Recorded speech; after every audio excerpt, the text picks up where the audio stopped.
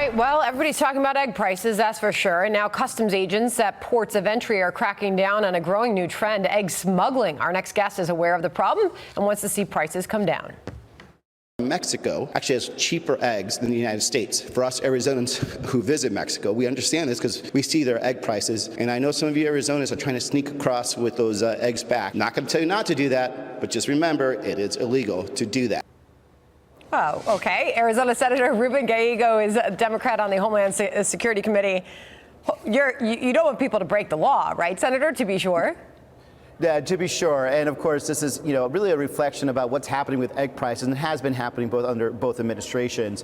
But, we're trying to basically bring the message that there are, steps, logical steps we could be taking right now to make sure that we start bringing down the egg prices, and this administration should take those steps right now. Just to be sure, I mean, you are against people bringing in eggs that have not been, we have the USDA yes. for a reason. These could be contaminated and bring illnesses in. Yeah, absolutely. This is why we shouldn't be firing USDA inspectors that are actually doing oversight over avian flu also. Okay, but you just said, go ahead, just know it's illegal, right? No, it's called make it a joke, and so they shouldn't be crossing with eggs. Okay, so this is the result of obviously soaring egg prices. We've got inflation. Yeah. There's no doubt about that. Obviously, eggs are a different story with the avian bird flu. So what's your solution for bringing these prices down and putting eggs back on the shelf?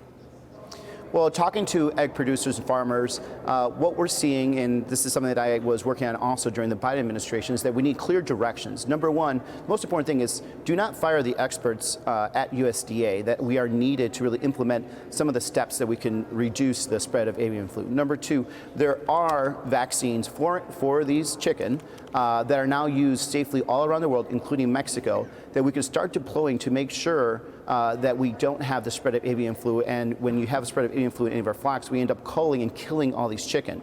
When you do that, it takes about 6 months for us to get new productive chickens to start laying eggs. So this is why it's important. Number one, the president needs to stop the chaos of the firing of these very just to be clear, are you saying that we have the egg crisis because of the firings at the USDA? Is that the case you're making?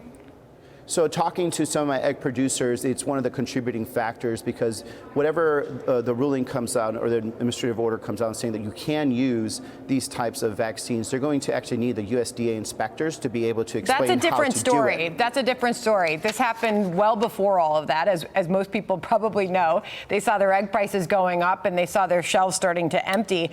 Here's what we're looking at a price. Yeah, and I actually also worked during that administration also to actually to have them do the same implementation.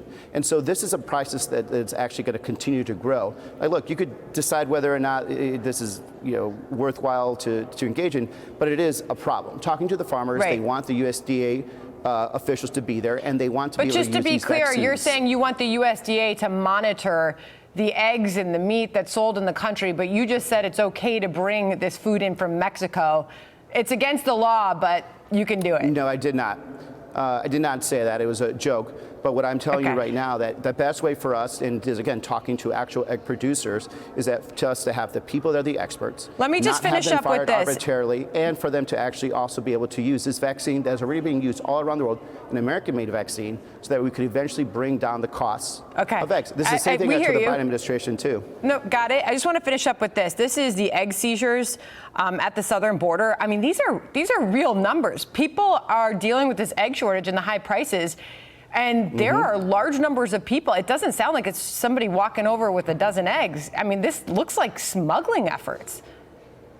Well, I'm sure it is. And this is why the best thing we could do is, number one, make sure that we have domestically produced eggs, that we're doing everything we can to help our local egg producers to do that. So it'll stop a lot of these poor people from crossing the border and bringing this stuff back. They shouldn't do it. It is illegal. But the best way to do it is to make sure that American-made eggs are cheap, affordable, and plentiful. I know a lot of our store shelves are empty. I'm sure people listening at home are dealing with this as well. Senator, appreciate coming on the show. Hope to have you back. Thank you so much, sir. Thank you. All right, John. Have a good one.